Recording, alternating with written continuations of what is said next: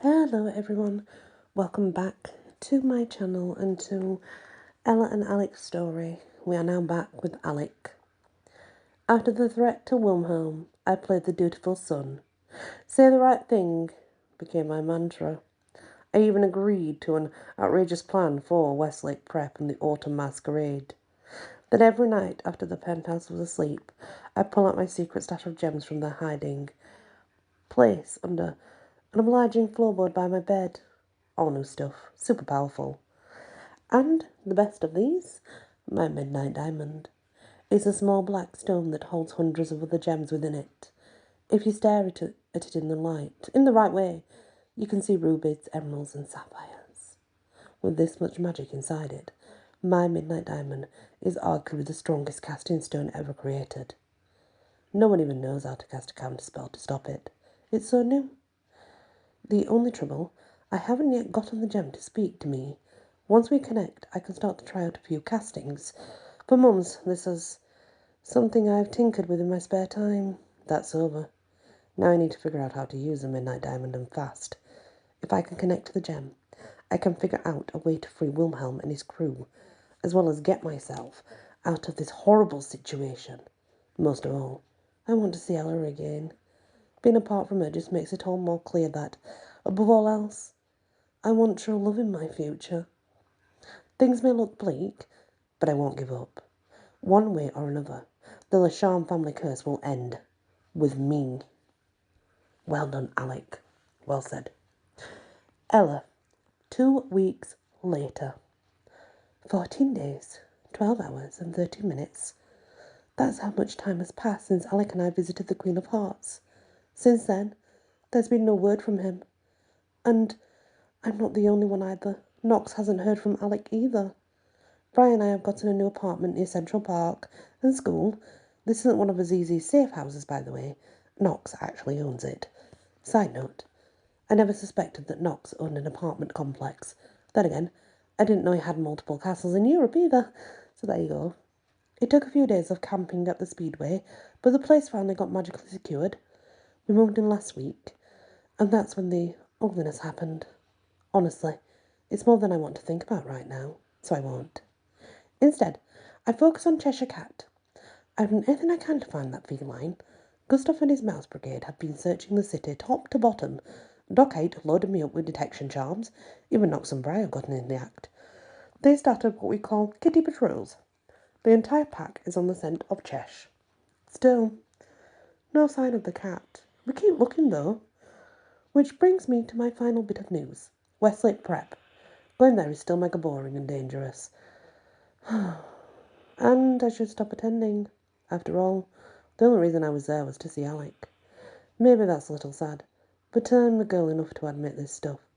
Unfortunately, Alec keeps to himself these days. And when I say keep to himself, I mean that Alec doesn't so much glance in my direction. There are no texts to meet up either. It is super depressing.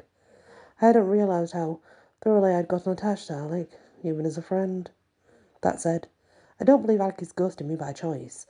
I've thought about it a million ways.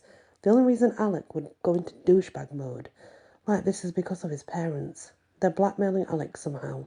I know it. And again, if I could find Cheshire Cat, then I'd be able to shut Alec's parents down. In the meantime, I still go to school regularly. Staring at the back of Alec's head is better than nothing at all. I miss my friend. And that's all Alec is, my buddy, who I obsess about constantly and still want to kiss. Even I'm starting to doubt my logic here. All of which brings me to present moment, yet another random school day. Or it was until everyone got called for a big assembly. We meet in the massive hall that's divided into thirds by school. The left section is all natural wood and bench seats, that's for shifters. The centre is fancy plush chairs and velvet everything, magic user central. And the far right is garish colours and a bunch of mismatched seats, fairy section, obviously. I sit in the last row of that area. Jacoby is parked a few rows ahead of me. Once we stepped into the hall, Jacoby got dragged over to sit with the 3 seasons, which is fine. I try not to scan the crowd for Alec. Not looking. Nope, so not interested. I can play it cool. Oops. I peeked. Can I help it if Alec is a really distinctive hair colour? I spot him chatting It up with two new girls, giving them his brightest smiles. Stare harder. Alex shivers, turns, and looks in my direction. Crap, crap, crap. At this point, I'm not acting on conscious thought. It's more of a reflex than anything, and that reflex says I cannot be caught staring at Alec when he's grinning at other girls, so I focus on Brian Knox. We're talking to him in Hollywood. I give them a friendly wave, like we've been connecting this whole time. Not my best performance, even so. It seems to do the trick. When I look away, Alec has turned back toward the front of the assembly hall. Good. Our three principals gather before the assembly. It's Babs, the caster principal, who speaks.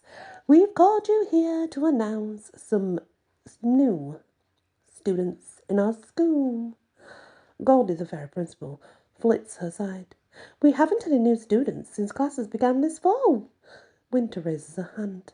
Goldie is immediately called to. Yes, Winter.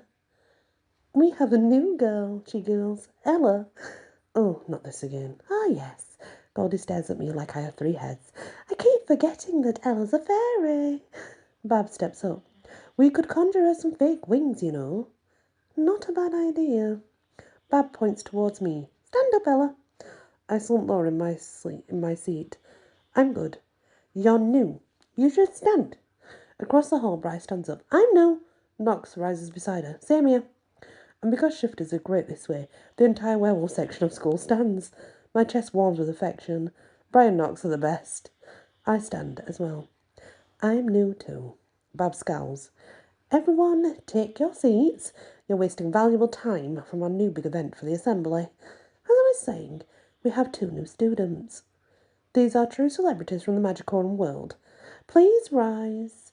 Ivy and Agatha Cinder. Oh, God, guys. Oh, no, no, no, no, no. My stepsister stand up and my heart sinks. Oh, no. They're here at my school. I knew from Marchesa's note that she is aware about my life, but sending her daughters to my same school.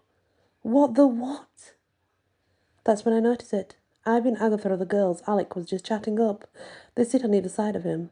Bab goes on about Westlake. He's so excited to have Ivy and Agatha join, blah, blah, blah, blah, the autumn masquerade. He then invites the girl to say a few words. Ivy's the one who speaks. I can't wait to show you all what I can do, says Ivy. She then goes into a lengthy speech about her awesomeness. Mostly involves how she got great grades at the human school without even trying. Not sure how she counts that as an achievement, but the Westlake student body seems impressed. Things get ugly when Ivy discussed all her new friends at Westlake. I've made some close, intimate relationships in a very short time. Ivy rests her hand on Alec's shoulder. I can't tell you how wonderful it is to know that you can just talk to people here any time you want. She glares in my direction. Before, Ivy was monologuing about her own amazingness. Listening to that is not my favourite way to spend the day. Still, I could deal.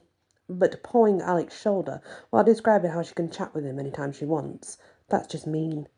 With every passing second, more of my muscles tighten with an unpleasant emotion. Jealousy. It's when Ivy tussles Alec's hair that I make a big decision. There's really only one thing to do in this type of situation. Shut this nonsense down. Fast. I pull in just a little fairy magic. Gustav, are you there? Seconds later, a small grey mouse hangs out by my shoe. I've known Gustav long enough to read his little expression, and the way Gustav is glaring at Ivy, he's ticked off as I am. I point to Ivy, then to Gustav. The implication is clear. Go get her. Gustav takes off like a little mouse rocket. I lean back on my chair. This will be great. Again, says Ivy. It's access to the friends I love. That's what I'm best about this school. Just reach out and touch. She tweaks Alec's ear and then pauses. For a long moment, Ivy simply glances around the room. It's the kind of face you make. You know, when you're plunking your bum onto a wet bench in Central Park, there's an unspoken question. Is that... And then comes the answer, Mouse! Mouse! Oh my God, Ivy screams. Bryce shoots me a wink. Then she stands and calls out a single word. Hunt! At this order, the shifters leap from their seats and search for the mouse.